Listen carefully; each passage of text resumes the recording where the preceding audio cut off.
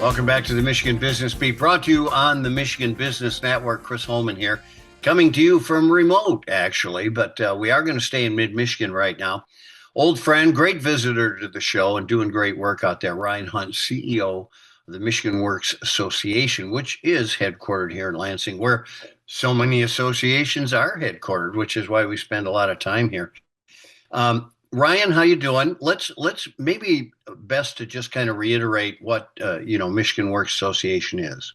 Yeah, it's a great way to start the new year on reiterating our mission and the importance of our workforce development system, Chris.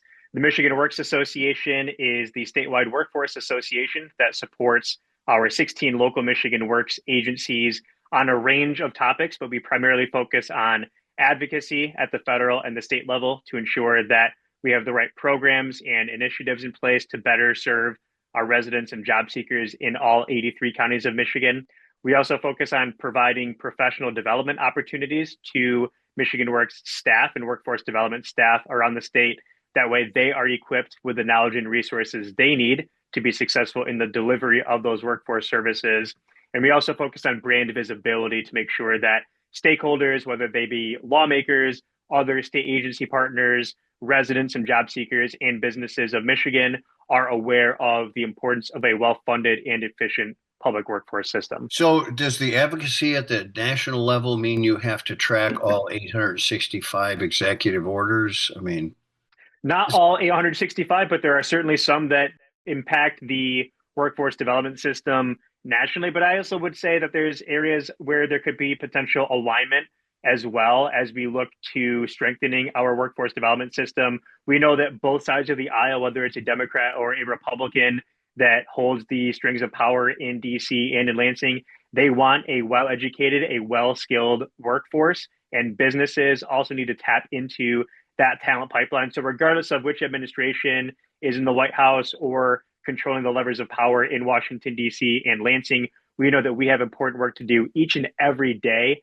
in Lansing and around the state of Michigan to ensure that businesses have access to quality talent and job seekers have access to resources for upskilling and training and further education.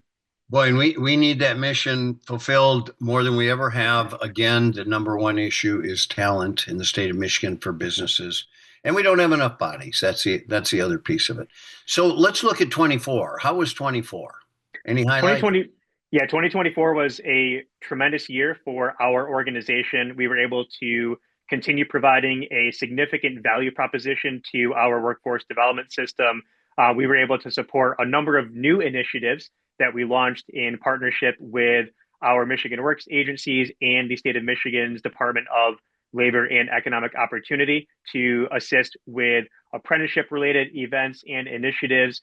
We also had our Michigan Works annual conference in September of last year.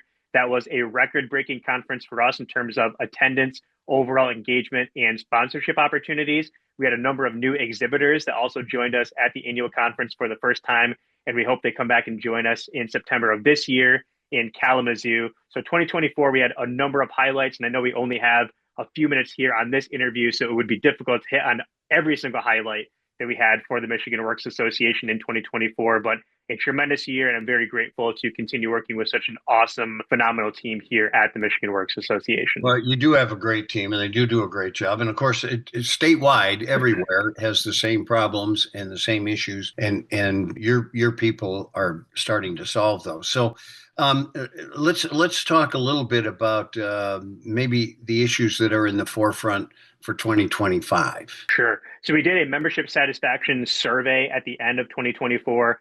The number one area or value proposition, according to our members, is advocacy from the Michigan Works Association on behalf of those 16 local Michigan Works agencies statewide. And so with that, we are continuing our advocacy efforts. As I mentioned earlier in our conversation, Chris, regardless of which party may be in power in Lansing and Washington, D.C., workforce development and the ability for us to empower our Michigan Works agencies to serve the communities in each of the regions of the state of Michigan for businesses and job seekers is critically important, especially right now when we face a widening skills gap, a shortage in labor, and really just a overall headwinds that businesses are facing in terms of acquiring and gathering talent. And so what we're looking for in 2025 is continued engagement with our lawmakers so they can better understand the benefits and what the public workforce system does provide to residents and employers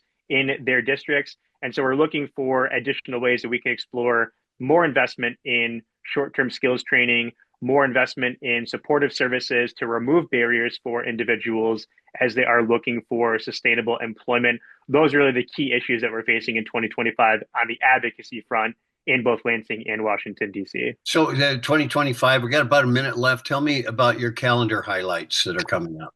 Yeah, calendar highlights. We have our Impact Awards that's taking place on April 24th at Heritage Hall inside the state capitol, where we will honor and recognize 16 businesses or job seekers or employees of those businesses that have utilized Michigan Works services at some point over the past year, really lifting those stories up, those narratives, and elevating the profile of the work that we do each and every day in support of businesses and job seekers statewide. Awesome. Well, listen, keep up the good work because God knows we need you, right? Thank you, Chris. All right. Ryan Hundt, who is the CEO of the Michigan Works Association, headquartered here in Lansing, Michigan. You're watching all of this, the Michigan Business Beat on the Michigan Business Network. I'm Chris Holman. We'll be back with more.